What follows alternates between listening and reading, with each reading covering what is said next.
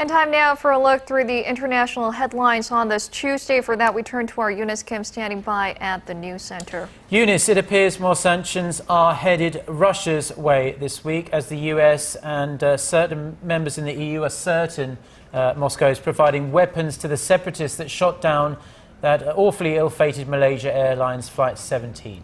Right, Mark. Discussions for the revved-up sanctions also come as pro-Russia rebels blocked international experts and police from the crash site for the third day in a row now. Leaders are hoping for results by pumping up the pressure on Russia. Song Ji-sun reports. The leaders of the United States and a handful of European nations have made clear their determination to act against Russia. Following a conference call on Monday, U.S. President Barack Obama, German Chancellor Angela Merkel, French President Francois Hollande, British Prime Minister David Cameron, and Italian Prime Minister Matteo Renzi agreed to place additional, as yet unspecified, sanctions on the Russian economy this week.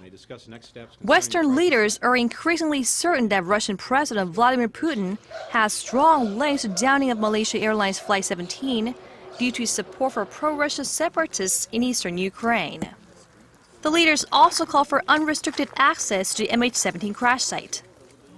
Washington says its intel shows Moscow is continuing to transfer heavy weaponry and fighters across the border to aid pro-Russia separatists and has stationed Russian troops near the border in possible preparation for a further incursion into Ukraine.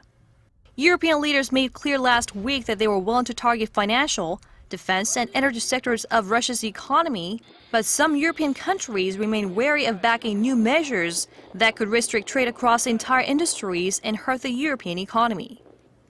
Song Ji-sun, Arirang News.